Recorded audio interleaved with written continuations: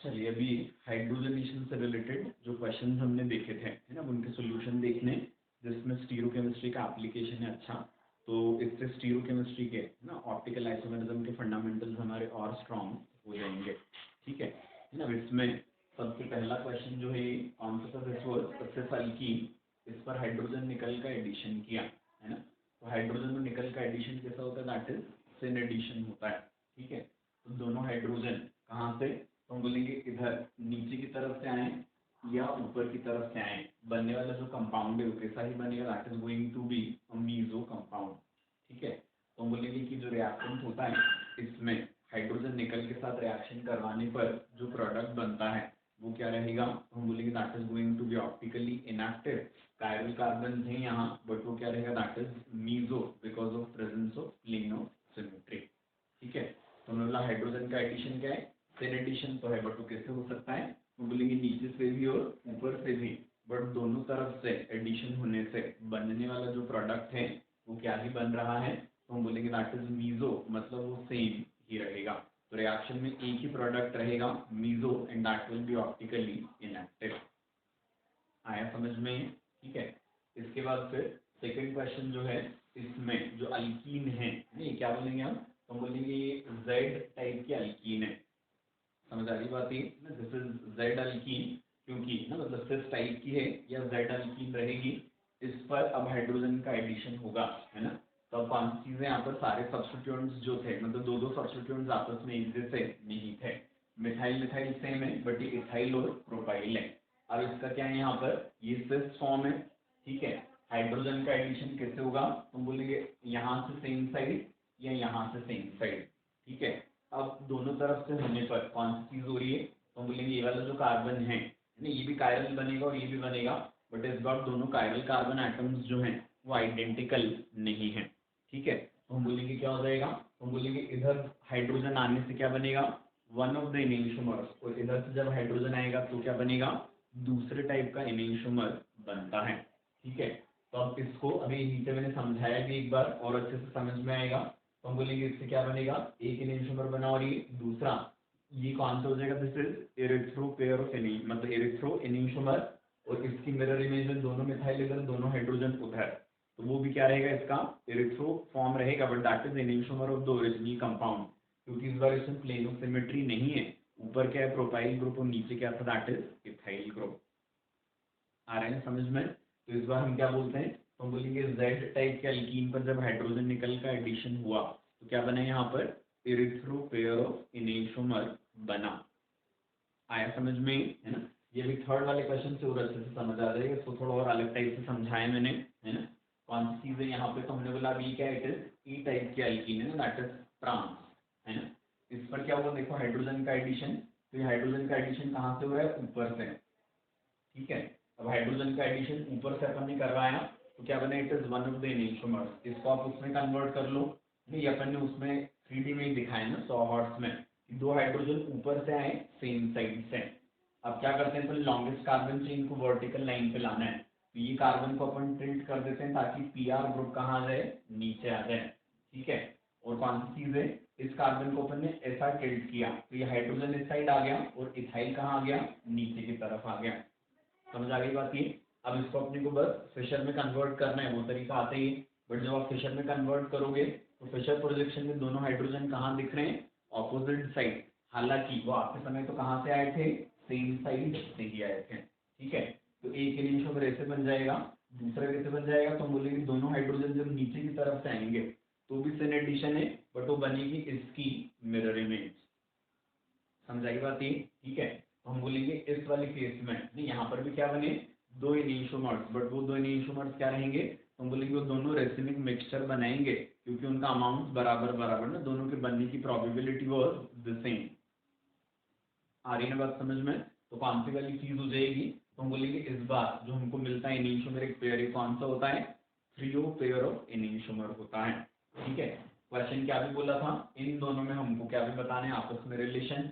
तो एरिथ्रो और थ्रियो आपस में हमेशा हमेशा के लिए क्या होते हैं, एक दूसरे के, तो हम बोलेंगे वो हमेशा हमेशा के लिए एक दूसरे के होते हैं डाया स्टीरियोमर्स। तो हम बोलेंगे सेकंड और थर्ड रिएक्शन के जो प्रोडक्ट्स हैं है ना, वो एक दूसरे के स्टीरियो आइसोमर्स हैं, लेकिन किस टाइप के, तो हम बोलेंगे ऑब्जेक्ट और मिरर इमेज रिलेशन नहीं वाले, है ना, तो वो क्या रहेंगे, they are diastereomers of each other. आई बात समझ में अच्छे से ही, है ना। इसके बाद फिर नेक्स्ट वाले क्वेश्चन में भी वही है, इसमें देखो क्या फंडा लगेगा, हेटेरो हाइड्रोजन का एडिशन, तो हाइड्रोजन कहाँ से आ जाएगा, तुम बोलेंगे एक बार इधर आगे की तरफ से और एक बार किधर से, पीछे की तरफ से, ठीक है। अब कौन सी चीज है, हमने देखा यहाँ पर क्या है, मिथाइल इधर है टुवर्ड्स ऑब्जर्वर और हाइड्रोजन अवे फ्रॉम ऑब्जर्वर है। अब जैसे दो हाइड्रोजन के पीछे से आते हैं तो क्या हो जाएगा, तो पीछे से आने के टाइम पे hydrogen away from observer and दोनों, उस दोनों मिथाइल क्या हो गए, टुवर्ड्स ऑब्जर्वर हो गए, ठीक है। और वैसा करवाने पर इसमें क्या आ जाएगा, this is plane of symmetry, ठीक है। तो प्लेन ऑफ सिमेट्री आने की वजह से ये कंपाउंड तो क्या बन गया, दैट इज मीजो बन गया। समझ आ गई बात है। अब अगली बार क्या किया हमने, दोनों हाइड्रोजन को आगे से लगाया, ठीक है। अब दोनों हाइड्रोजन जब आगे से आए तो दोनों मिथाइल किधर हो गए, पीछे की तरफ चले गए। अब इसमें प्लेन ऑफ सिमेट्री नहीं रहा, ठीक है। अब इसमें प्लेन ऑफ सिमेट्री नहीं रहा तो हम बोलेंगे ये कंपाउंड जो बनेगा कैसा बन जाएगा, दैट इज ऑप्टिकली एक्टिव। आया समझ में, तो ये मीजो है और ये ऑप्टिकली एक्टिव है और ये दोनों आपस में क्या है, स्टीरियो आइसोमर्स तो हैं। ये भी कैसे रहेंगे, these are not going to be the mirror images of each other, ठीक है। तो ये दोनों भी क्या हो जाते हैं, तो हम बोलेंगे ये दोनों भी हो जाएंगे डाया स्टीरोमर्स। आया समझ में अच्छे से, ठीक है ना। इसको आप उससे भी रिलेट कर सकते हो कि रिएक्शन में क्या है, एक कायरल सेंटर है तो कौन सी चीज है, नए कायरल सेंटर जनरेट हो रहे हैं, तो बनने वाले जो प्रोडक्ट्स होते हैं वो हमेशा हमेशा के लिए क्या होते हैं, एक दूसरे के डायास्टीरोमर्स होते हैं, ठीक है ना। और स्टीरियोकेमिस्ट्री कितनी ज्यादा एप्लीकेबल रिएक्शंस में, है ना, अपने को मजा आता जाएगा जैसे जैसे अपन और बढ़ते जाएंगे आगे। अब फिफ्थ और सिक्स्थ में दिक्कत नहीं आएगी क्योंकि सेकंड और थर्ड अपन ने समझ लिया है। ये क्या है, दिस इज स्विस टाइप का ना, ये जेड था तो स्विस टाइप का होता है, तो हम कौन सी चीज बोलेंगे, तो हम बोलेंगे स्विस क्यू, ये ट्रांस है ना, पहले B R on the opposite side, trans से मतलब ये थर्ड वाले टाइप का है। तो ट्रांस वाले केस में कौन सी वाली चीज हुई थी, हमने बोला था ट्रांस के ऊपर सिन एडिशन हुआ था, तो क्या बना था, रेसिमिक मिक्सचर, एक ये बनेगा प्लस इसका एनेंटियोमर बनेगा, है ना। इसको जब देखोगे तो यहाँ पर दोनों हाइड्रोजन इधर राइट हैंड साइड से आएंगे या दोनों हाइड्रोजन किधर से आए, लेफ्ट हैंड साइड से, बट दोनों ही केसेस में कौन सी चीज है, कंपाउंड में क्या आ रहा है, हमने बोला प्लेन ऑफ सिमेट्री, मतलब compound is what it is, meso. आई बात समझ में अच्छे से ही, है ना। कंपाउंड क्या है, दैट इज मीजो। तो हम बोलेंगे यहाँ पर हाइड्रोजन एडिशन से क्या बना, एनेंटियोमर का पेयर बना, यहाँ हाइड्रोजन एडिशन से क्या बना, दैट इज मीजो।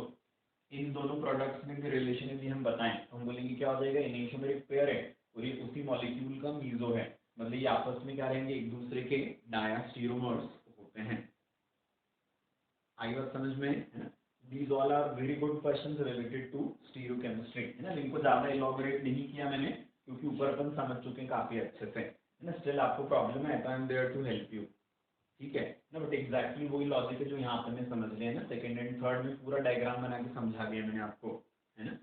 अब इसके बाद नेक्स्ट वाला सेवेंथ क्वेश्चन है, इसमें बोला which has greater heat of hydrogenation, propyne और 1,4 पेंटाडाईन।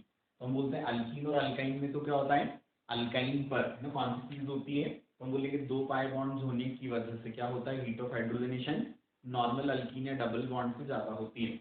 लेकिन यदि दो डबल बॉन्ड्स कैसे हो जाए, आइसोलेटेड हो जाए तो फिर क्या हो जाएगा, तो हम बोलेंगे हीट ऑफ हाइड्रोजनेशन किसका, दो इंडिविजुअल डबल बॉन्ड्स का एक ट्रिपल बॉन्ड से ज्यादा होता है।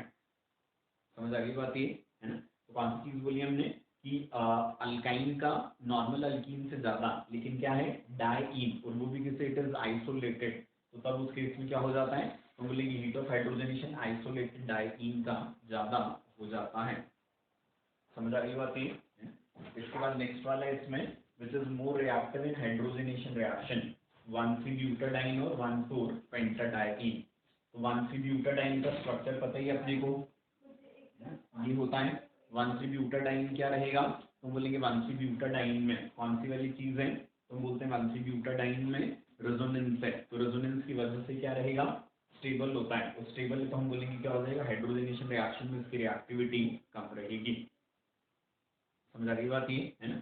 तो इसलिए क्या हो जाएगा, 1,3-butadiene is more stable towards hydrogenation, ठीक है, मतलब उसकी रिएक्टिविटी कम है, और 1,4-pentadiene जो है वो क्या रहेगा, दैट इज मोर रिएक्टिव। आया समझ में, है ना।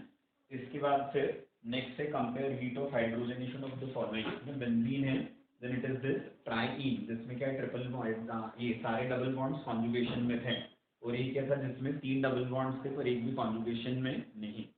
अब इनमें अंतर क्या है, तो हम बोलेंगे यहाँ पर कॉन्जुगेशन लीडिंग टू एरोमेटाइजेशन, यहाँ पर क्या है नॉर्मल कॉन्जुगेशन, यहाँ पर कॉन्जुगेशन ही नहीं है, तो हम बोलेंगे इसका हीट ऑफ हाइड्रोजनेशन सबसे कम हो जाएगा, क्योंकि इसमें क्या है एरोमेटाइजेशन की वजह से एक्सेप्शनल स्टेबिलिटी, और हीट ऑफ हाइड्रोजनेशन और स्टेबिलिटी में क्या होता है, it is inverse relation.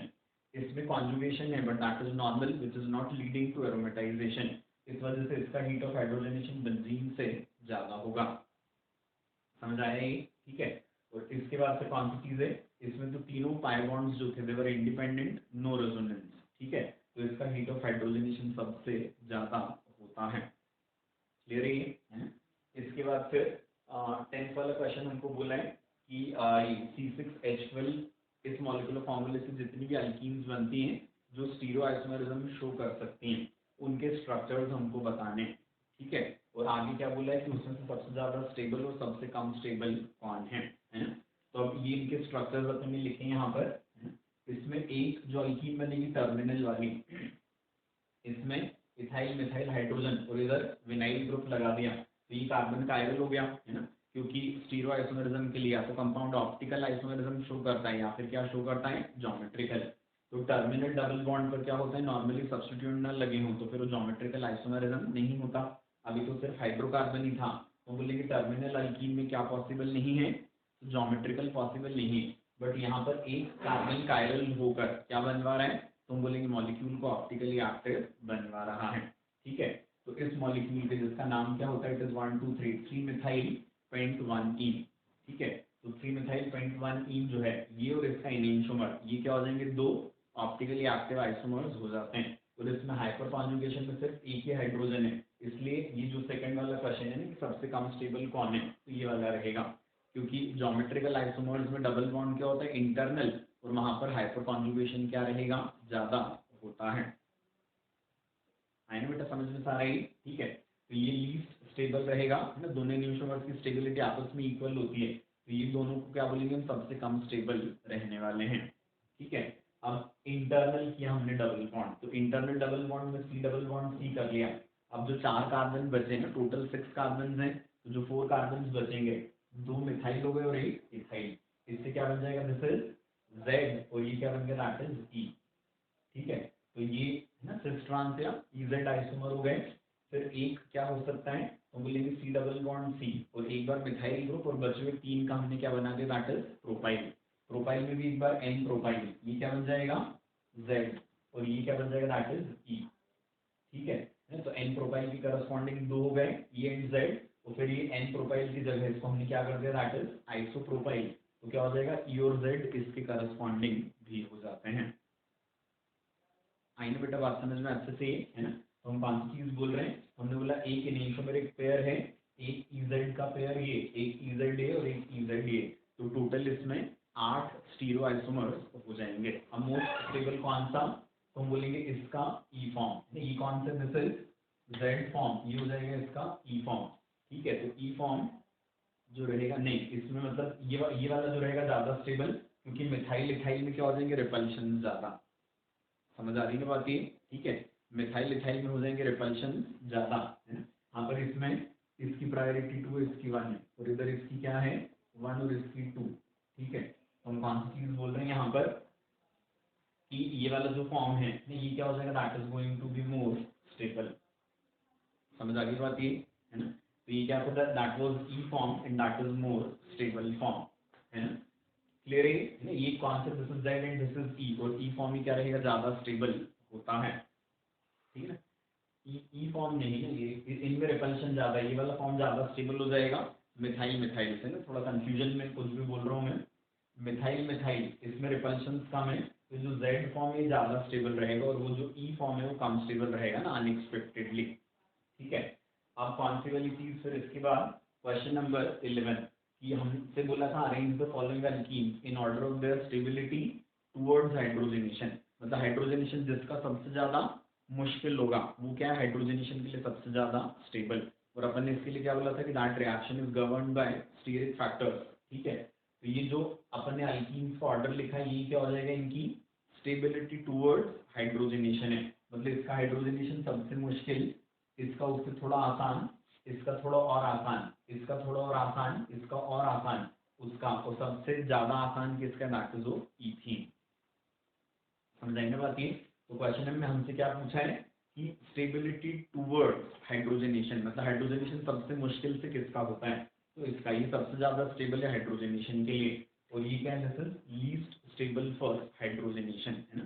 Stability नहीं पूछी ना, स्टेबिलिटी ऑफ अल्कीन नहीं पूछी है, स्टेबिलिटी टूवर्ड्स हाइड्रोजनेशन पूछा है ना। तो क्वेश्चन की लैंग्वेज इज इंपॉर्टेंट, है ना। क्वेश्चन तो सिंपल ही है, समझ आ गई बात अच्छे से, है ना। तो ये सारे बहुत अच्छे क्वेश्चंस हैं, इनको एक बार अच्छे से एनालाइज करिएगा, तो इस रिएक्शन से रिलेटेड फिर कोई से भी क्वेश्चन अपने से आसानी से बन जाएंगे, ठीक है।